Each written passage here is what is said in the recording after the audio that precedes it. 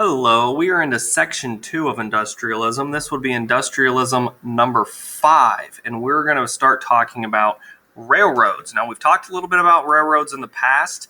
This here's a video.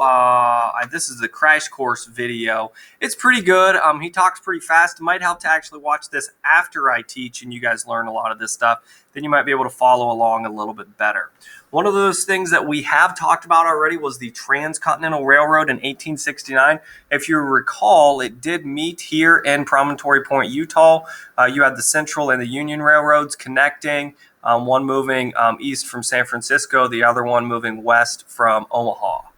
So that is the Transcontinental Railroad. Something we want to look at are the amount of railroads. Remember, we've talked about the over-expansion of railroads and how that kind of caused some catastrophic events for the country, and that basically railroad people were just building up a bunch of railroads, and then they didn't have the traffic to feed those railroads. They didn't have enough people, and they didn't have enough goods to transport to make any money. And that was one of the things that John D. Rockefeller took advantage of.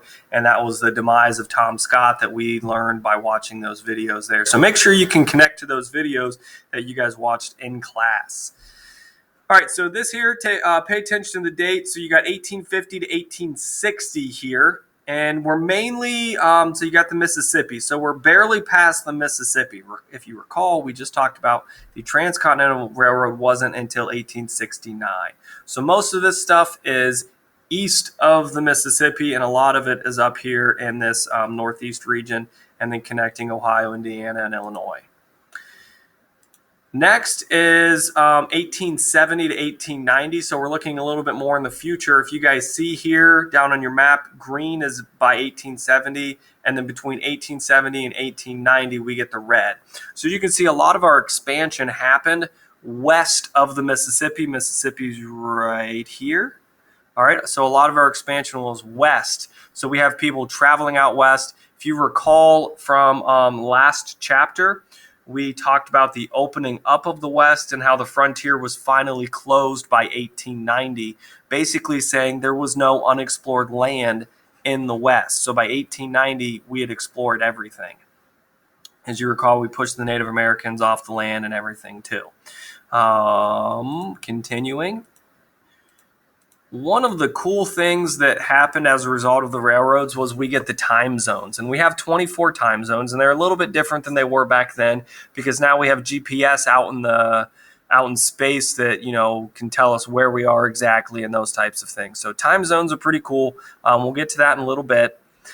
Also, the other effects that it has on that railroads have on people's daily lives is they can head out west. They can easily access the land that was opening up via the Homestead Act.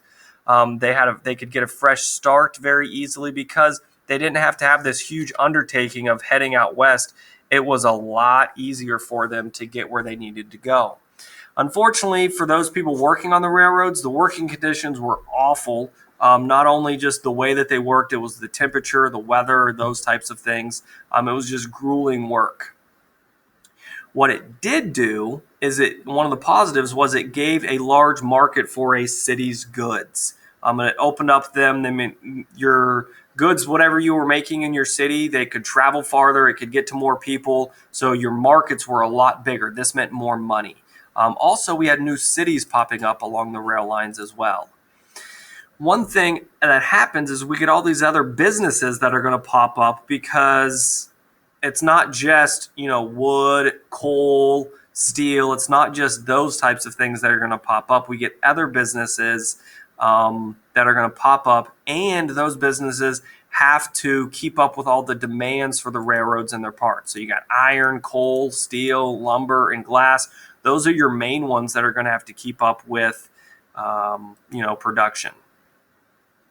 Promoted trade and interdependence. What that means is towns depended on each other, and they weren't independent. That means they had to depend on each other. So cities would specialize in goods, like we talked about in the past.